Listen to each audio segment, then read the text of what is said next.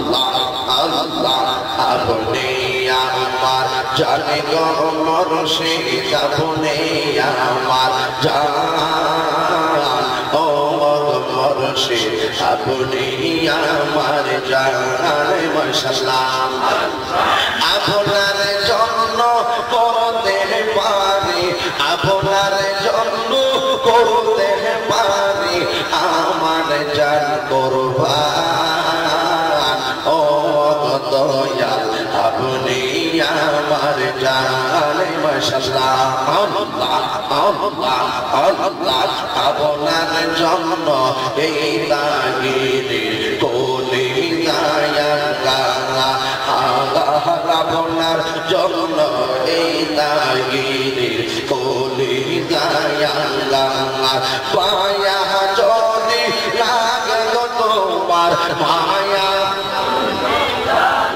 তোমার নজর কইর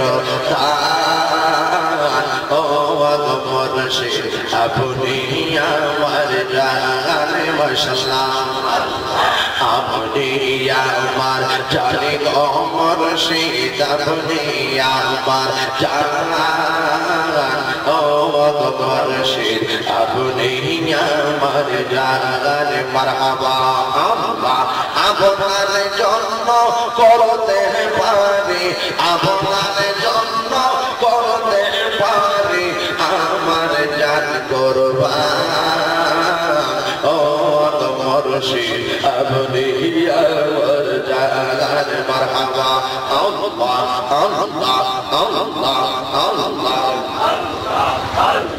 লা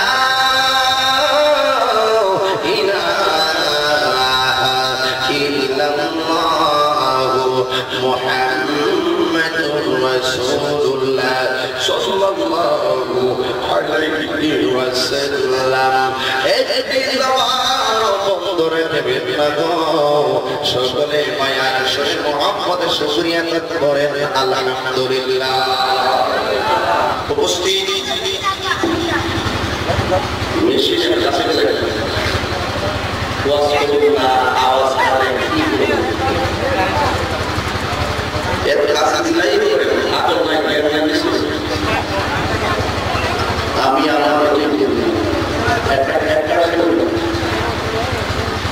যাক যাক যেমন দেখুন উপস্থিত কল্যাণ দক্ষিণ পাড়া আশা করি যুব সমাজের উদ্যোগে আয়োজিত তৃতীয় বার্ষিকী সুন্নি মহাসম্মেলনের সম্মানিত সভাপতি, কল্যাণপুর জামে মসজিদের খতিব হযরত আল্লাহ মৌলানা হাফেজ মোহাম্মদ মনসুর আহমেদ সৌরভ সাহেব, মাদ্রাসাতুল আলী প্রধান অতিথি হিসেবে আছেন বিশিষ্ট সমাজসেবক আকারা উত্তর ইউনিয়নের ৪ নং আকারা উত্তর ইউনিয়ন পরিষদের সম্মানিত চেয়ারম্যান আলহাজ আব্দুল রহমান মিয়া শরফ সাহেব, বিশেষ অতিথি বিশিষ্ট সমাজসেবক বীর মুক্তিযোদ্ধার সুস্থ সন্তান মোহাম্মদ মাহবুব মিয়া সাহেব,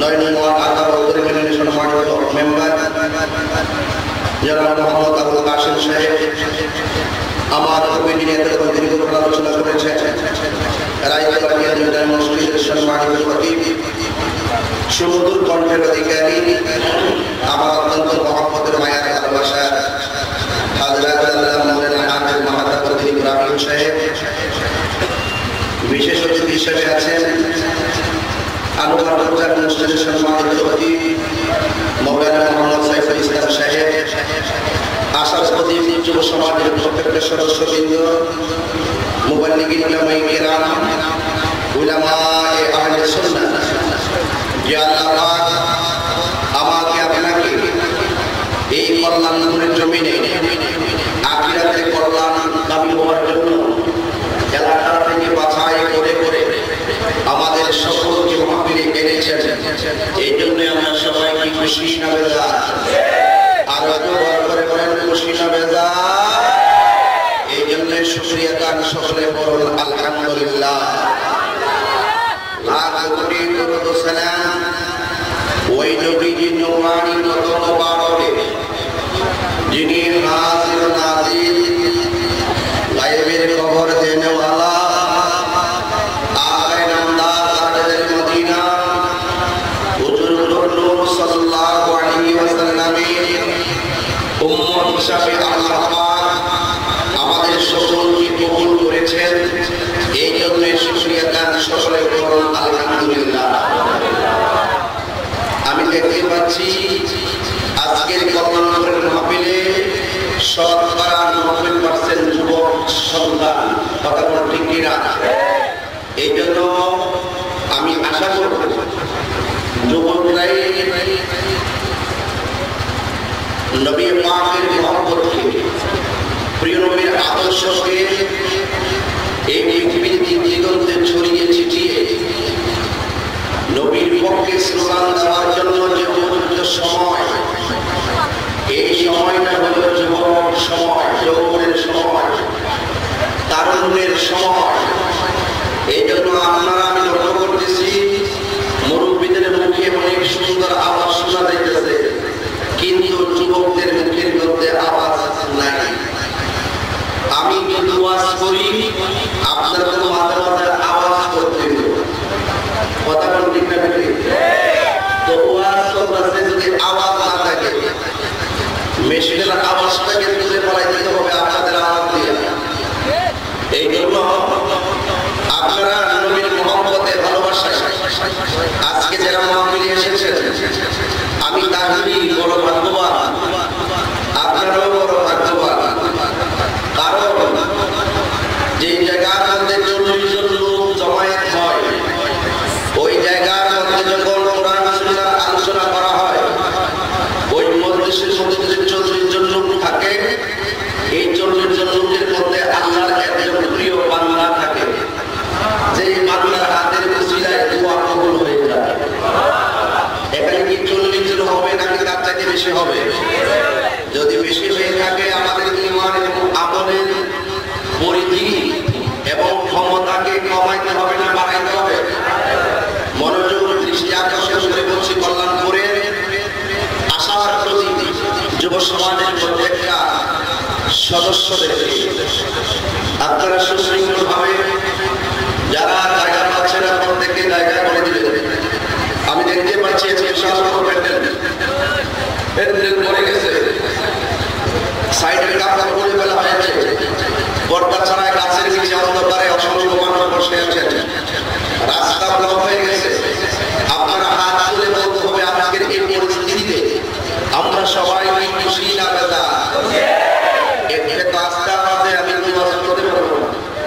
আপনারা বলেন খুশি না দাদা? যদি খুশি হয়ে থাকেন একটু হাত তুলে দেখান তো।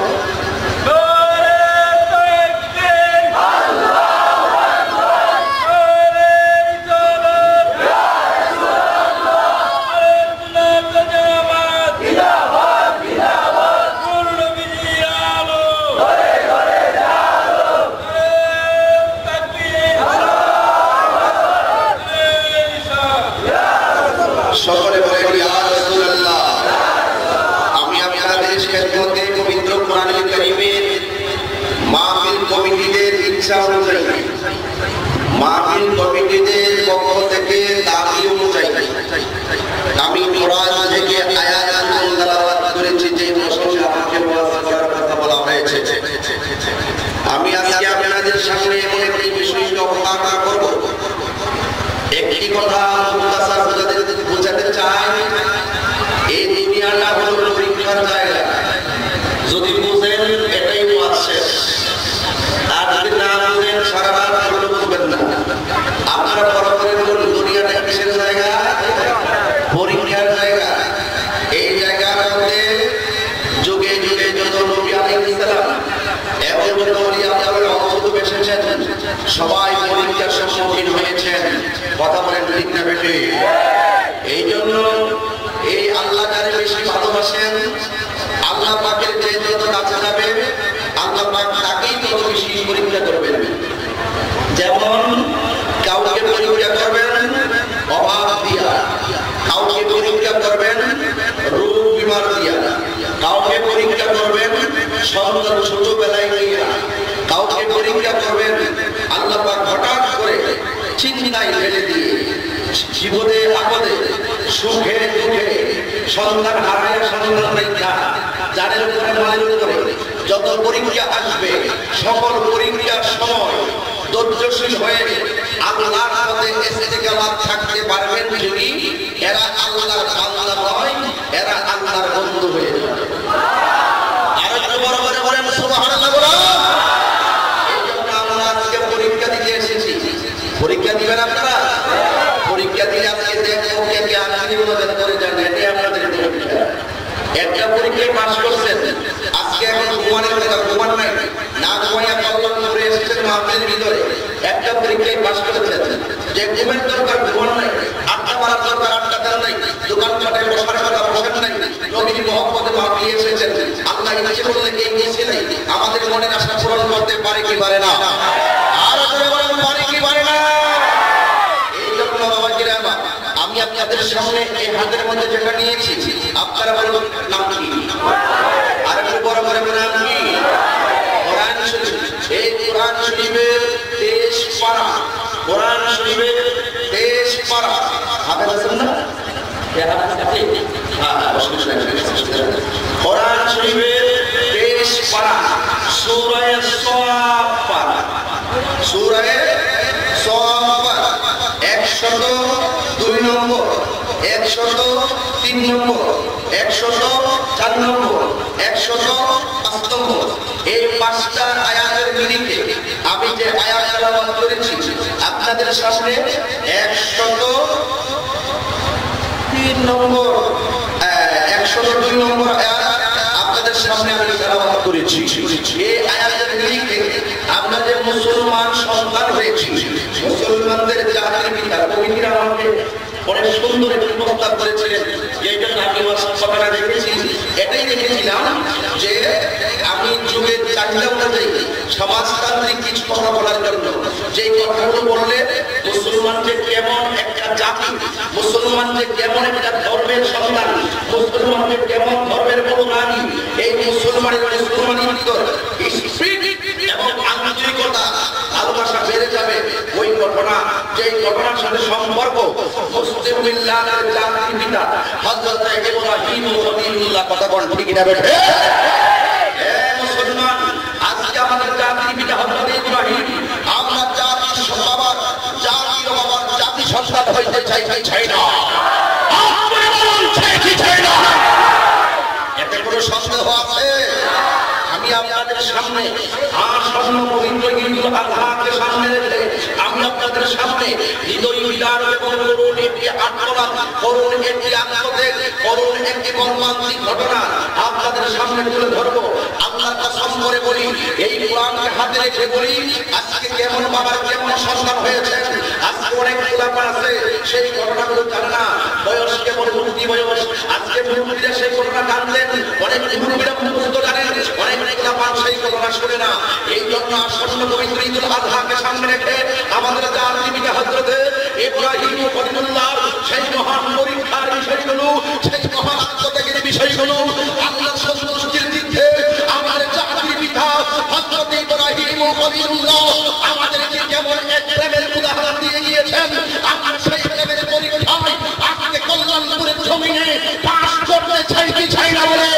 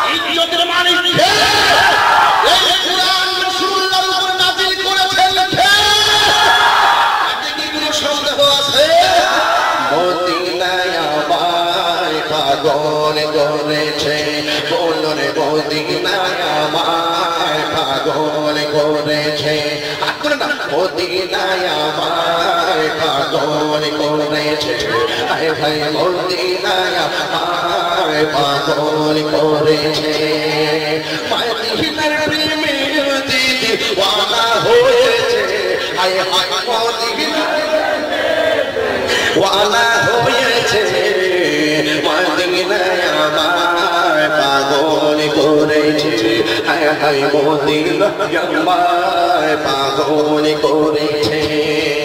আমার নবী হলো নূরের নবী, আমার নবী হলো জিন্দা নবী, আমার নবী হলো মায়ার নবী।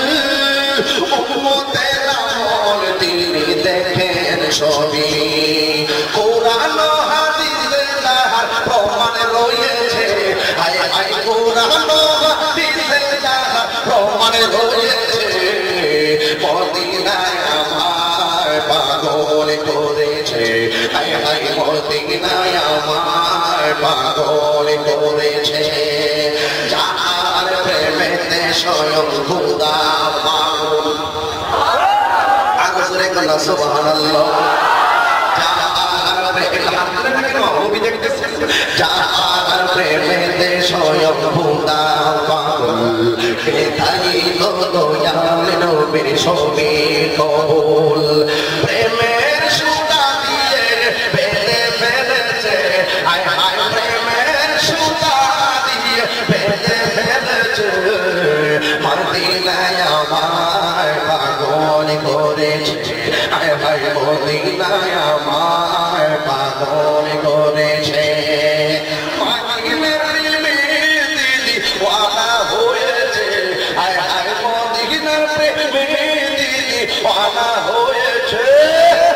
মদিনায় আমার পাগল করেছে, হায় হায় মদিনায় আমার পাগল করেছে।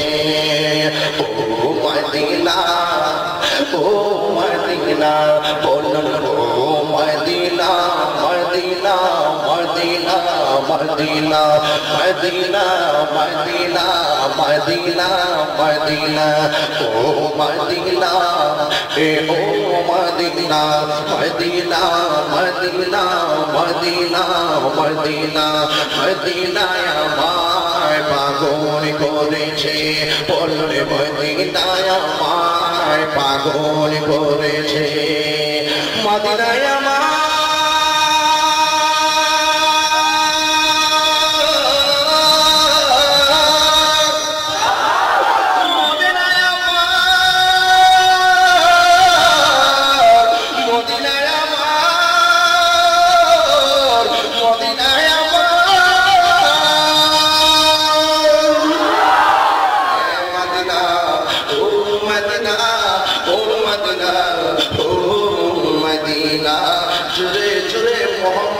বলেন সুবহানাল্লাহ।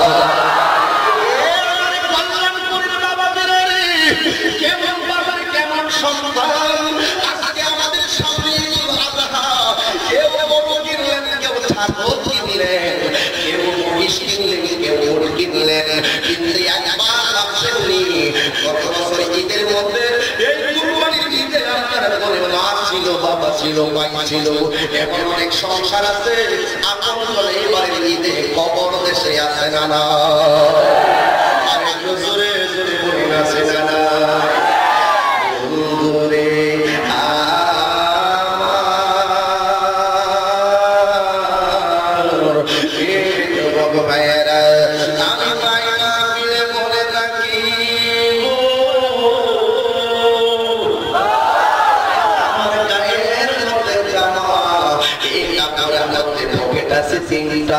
আমার পাঞ্জাবিতে পকেট আছে দুইটা, এই কথাগুলো শুধু কান দিয়ে শুনলে চলবে না। যে নিজের নিজে চিনতে পেরেছে সে আমার আল্লাহকেও চিনতে পেরেছে।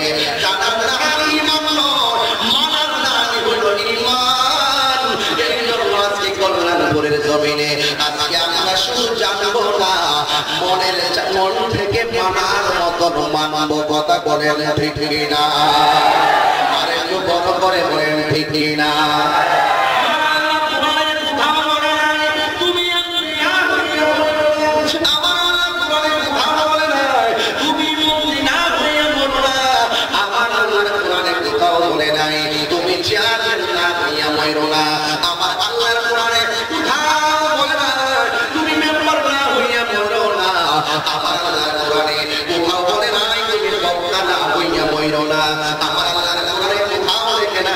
তুমি মেয়র না হইয়া ময়ূর না।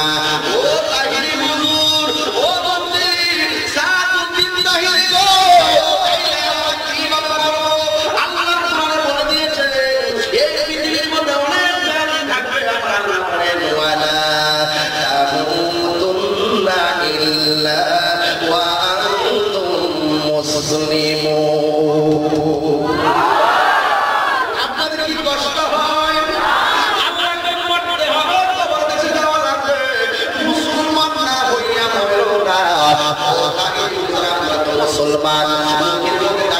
মুসলমান দাবি করলে চলবে না, মাথার মধ্যে টুপি লাগাইলে মুসলমান দাবি করলে চলবে না। মুসলমান কাকে বলে? মানে কথা কোন ঠিক না? মুসলমান কাকে বলে? মানে মুসলমান কাকে বলে? যারা আউলিয়া কারামের তরিকা মনে প্রাণে মানে, যারা মুখে বলে এক কথা অন্তরে আরেক কথা, এরা দুনিয়ার খাঁটি মুসলমান নয়, এরা পৃথিবীর শ্রেষ্ঠ এক নম্বর মুনাফিক। কথা বলেন ঠিক না?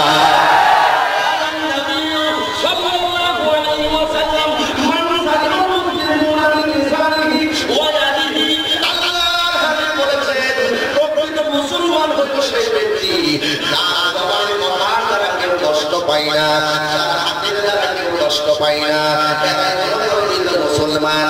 মানুষকে মানুষ হত্যা করে, এরা কোনদিন মুসলমান হতে পারে না।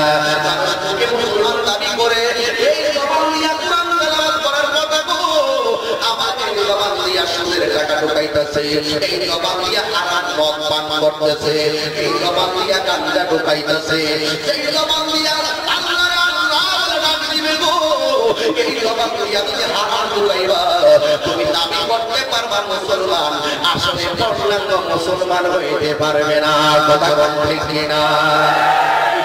বেঁচে থেকে কি হবে? বেঁচে থেকে অযথা বিদ্যা শিখে যদি না করতে পারি শুধুমাত্র সমাজটাকে, কথা ঠিক কিনা? বেঠি কি হবে? আলেম হয়ে ইমাম সাজে সমাজেতে যদি না হতা উচ্চ শুনে না বলিতে, কি হবে? আলেম হয়ে ইমাম সাজে সমাজেতে যদি না হতা উচ্চ শুনে না বলিতে, চাকরি বই করো যদি ছেড়ে দাও না গদি, চাকরি বই করো যদি ছেড়ে যাবই না গদি কি হবে দোকান দিয়ে আল্লাহ হবে কি হবে দোকান দিয়ে আল্লাহ হবে কি হবে বেঁচে থেকে কি হবে বেঁচে থেকে অযথা বিদ্যা শিখে যদি না করতে পারি শোষণ বিকে সমাজটাকে কি হবে আকাশ জুয়া বিলাস মহল বাড়ি গাড়ি না খেয়ে কত মানুষ বড় পারে দিচ্ছে বাড়ি আজকে এত লাখ টাকার দিয়া গরু কিনলেন আজকে এত হাজার টাকা দিয়া গরু কিনলেন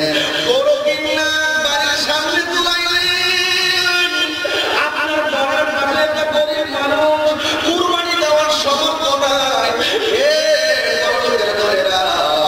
আপনি মজার মজার খাইবেন আর গরিবেরা চোখের পানি পালাইয়া পালাইয়া কানবো এটার নাম রুটিন মানবতা হতে পারে না আপনি সঠিক মুসলমান হইতে চান আপনি গরিবের সঙ্গে ভালো ব্যবহারের